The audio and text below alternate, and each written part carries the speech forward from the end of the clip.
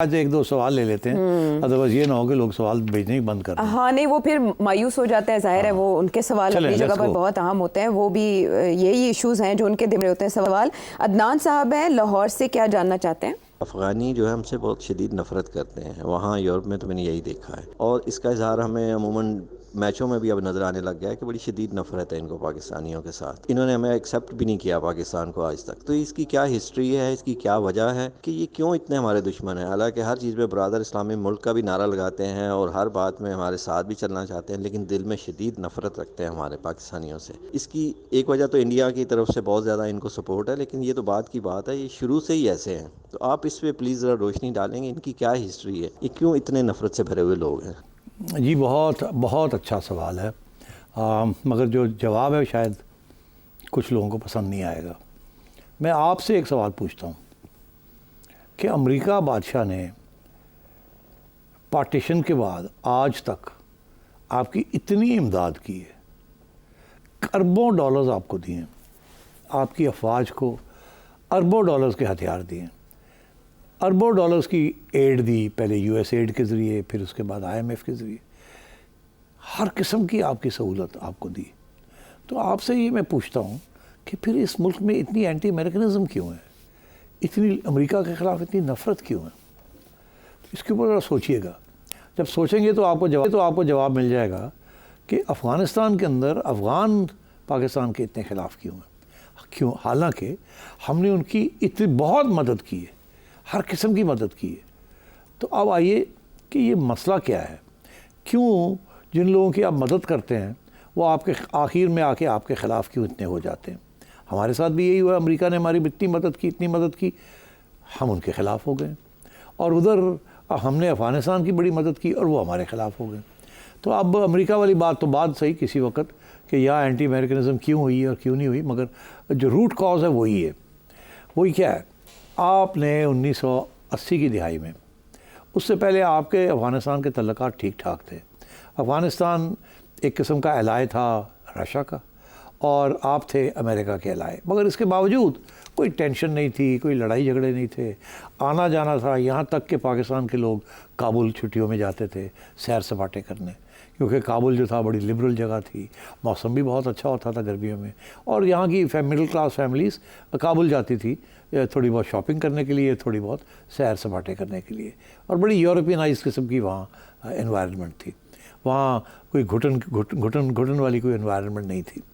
مگر 1980s میں جب سوویت یونین نے وہاں ایک گورنمنٹ اپنی انسٹال کرنے کی کوشش کی، تو امریکہ بادشاہ نے آپ کو کہا کہ یہ اچھا موقع ہے، آپ ہماری مدد کریں، اور ہم روس کے خلاف ایک محاذ کھڑا کرتے ہیں افغانستان میں، اور آپ اسلامک جہاد شروع کر دیں۔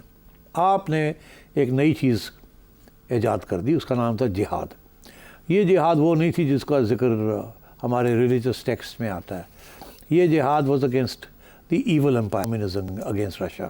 کہا یہ گیا کہ اسلام کے لیے یہ کیا جا رہا ہے، دراصل یہ امریکن کے انٹرسٹ کے لیے کیا جا رہا تھا۔ امریکہ روس کو جہاں جہاں روس قدم اٹھاتا تھا، امریکہ اس کو مارتا تھا یا مارنے کی کوشش کرتا تھا۔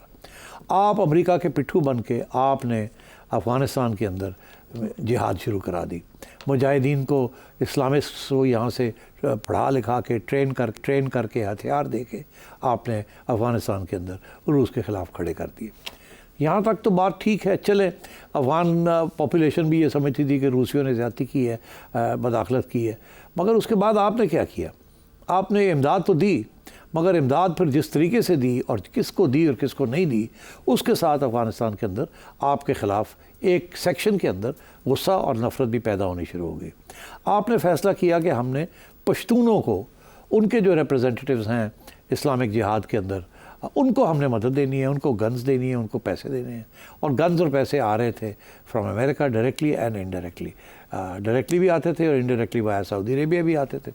وہ آپ نے کچھ پیسے اپنے لیے رکھ لیے، اور باقی پیسے اور ہتھیار آپ نے اپنے فیورٹ گروپس کو دے دیے۔ آپ نے وہاں نیوٹریلٹی شو نہیں کی، آپ نے فیورٹزم شو کی۔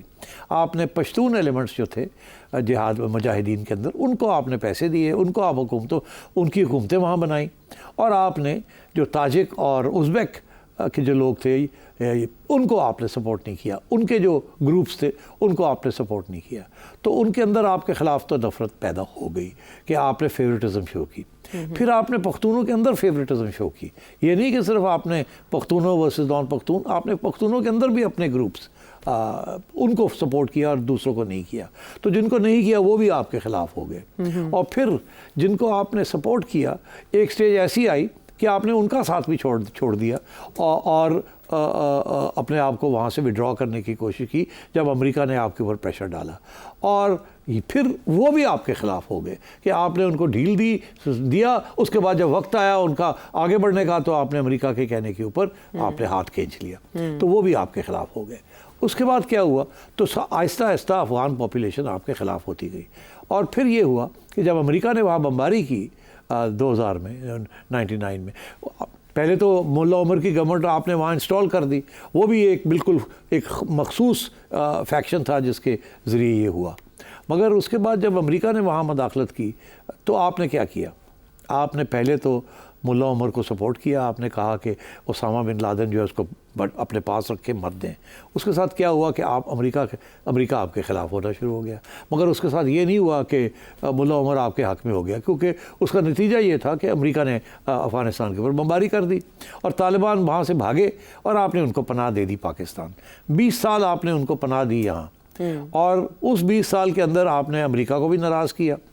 اور جو افغانستان کے اندر حکومت بنی تھی افغانوں کی, وہ بھی آپ سے ناراض ہو گئی کیونکہ اس کو امریکہ سپورٹ کر رہا تھا. تو آپ نے پھر افغانستان کے اندر جو ایک بنی تھی حکومت جس میں اندر تاجک بھی تھے, پشتون بھی تھے, لبرل لوگ تھے, ان کو آپ نے آئسولیٹ کر دیا, شہروں والے لوگوں کو, اور وہ بھی آپ سے پھر نفرت کرنے لگے. اور یہاں سے بیٹھ کے آپ نے طالبان کو سپورٹ کیا, اسلامک ایک جہاز بنایا جنہوں نے وہاں جا کے تباہی شروع کر دی.